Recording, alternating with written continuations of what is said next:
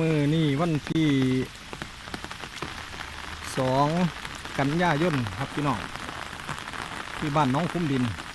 บนหนองเมืองอำเภอเมือง30ขณะนี้ก็เป็นช่วงเวลาของพายุฝนพายุโคดุลที่ถล่มภาคตะวันออกเฉียงเหนือของเฮา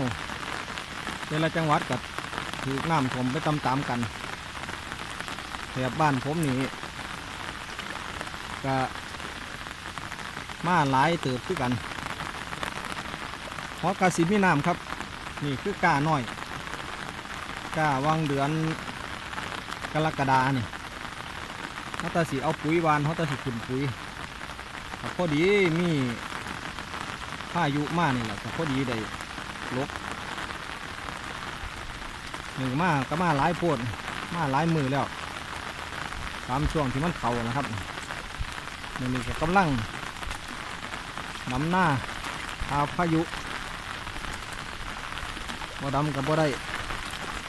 สิบ่แล้วเป็นสิบ่ท่านปีท่านเดือนเลยต้องดำพาฝนเลยพอเป็นยังลูกเศร้าให้เศร้าหน้าเคยเฮ็ดเคยทำอยู่มาโหลดหน้าที่ของมันหน้าที่ของเฮาก็คือ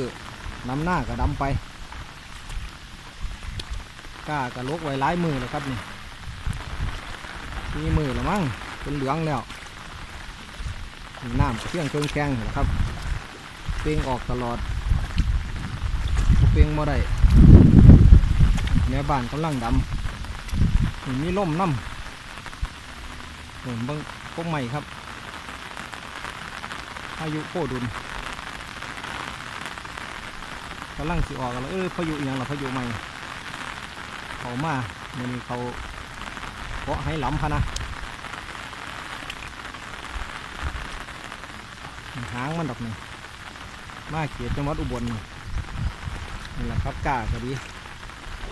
หน้าก็บริไถหน้าหุดดอกไถเอาเท่าเดียวเลยมันมีน้ำมันก็ไถง่ายลมดีปันยังหน้าดินทรายเขาตะหงน้ำนี่แหละครับไปกี่ก็บ่มียังแห่งกินนี่เพิ่งสภาพเขาวานเหลือตายมาลองงองแงงซ้ำนี่หลัง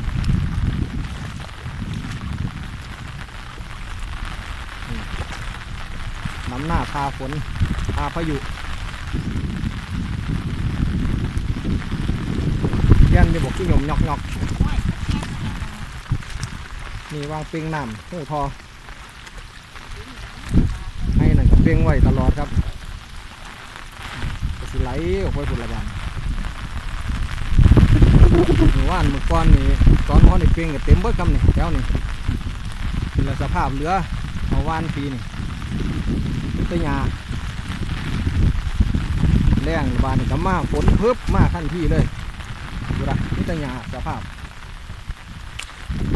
เขาไม่ค่อยมีล้อมง้อมเงี้ยเสียหายหลายครับ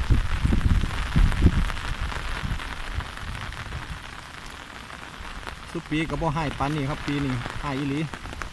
แรงแล้วก็มัดพายุมามือนี่ขึ้นวัดมือพอนเห็นแดดอยู่ตกแต่กลางคืนของเราครับมือนี้ดำหน้าพาฟ้ายุเอ้ยมันลมแห้งไงปูปลาอย่าไปถามหาครับเพราะว่าน้ำมดตะมาอาทิตย์กลัวๆนี่ละนี่ซ้ำพายุโคดุลมานั่นละไปกินกับมิตาดินน้ำมันแดงแต่ว่าปูปลาจะไปขึ้นสุดปีกับพ่อได้ยาได้กินอยู่น้ำซ้ำนี่โอ้ยพวกอึดปลาแล้วครับไม้เก่าไม้สูมือนี่ก็เปลี่ยนแปลงไปตามสภาพอากาศสู่ไปเอาให้เศร้าหน้าอีสานสาหัสแน่อยู่หน้าไก่ฝ้าไก่เมฆมันเป็นยังสิล่ะครับอยู่ไก่ฝ้าโพดให้หน้าก็ดีก็เลยน้ำหงสาเนี่ยก็คือหน้าคุมหน้าพงหน้าเซ่เพิ่นถ้าจะจอกมากก็แม่นหงอันนี้คัน โอ้โตอีหลีเตือกับบ่โหแต่ว่ากับพ่อได้อยากได้กินสุปีครับบ่ได้ขึ้นเขาขึ้นน้ำดอกให้เดียวนี่ให้นี่ละพี่กายนี่เพชรเขาท่านเขาอุบลดำเอาคือกันกับสองนั่นแหละกับตะกร้านะประมาณไรกว่าๆนิดๆได้22 กระสอบครับเอารถเกี่ยวเอาพี่กายนี่นี่บ่ฮู้ว่าสิได้จักสอบดำลาโคตรพี่กายดำก่อนสิงหาอยู่ดำผงล่ะครับพี่กายนี่ก็ดีดำหน้าแห้งหน้าหู้ซักเอาปีนี้มีน้ำแต่ว่ากล้าน้อยเขาจะสิขึ้นนี่แหละกล้าเรือเขาอุบลไฟหนึ่งนี่เอาไปดำหน้าหน่วยได้2 ให้ปีนี้เขาจะได้ดำหน้า3 ให้ครับนั่นคือตะกร้าที่เขียวนะตะกร้าเรือตายนี่ละม้วนนี่ละสิเอา3 ตามันนี่เป็นหญ้าเรือสิได้ไถต่อไปไถเอาโลดเราได้ไถหุดไถห้อยเพราะว่ามันแรงเอารถไถหน่อยนะครับไถเอานี่ไม่ยากบ่ขาดซ้ำเนี่ยขาดบ่ได้แกนเป็นหน้าดินทรายมาโลดพายุเอ้ย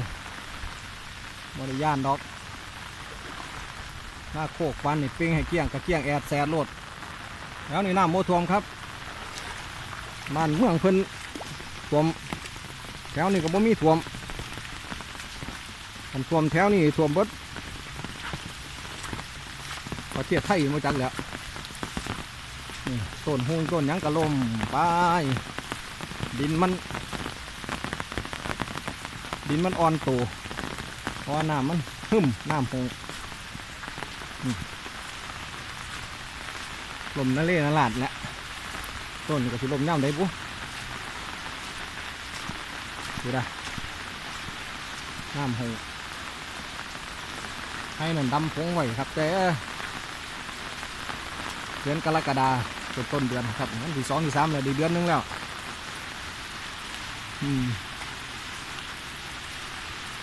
นี่สภาพต้นวาเหลือตายเหลืออันแม่งใหม่กินวังแรงครับกินแอดแสบเหลือตะกาง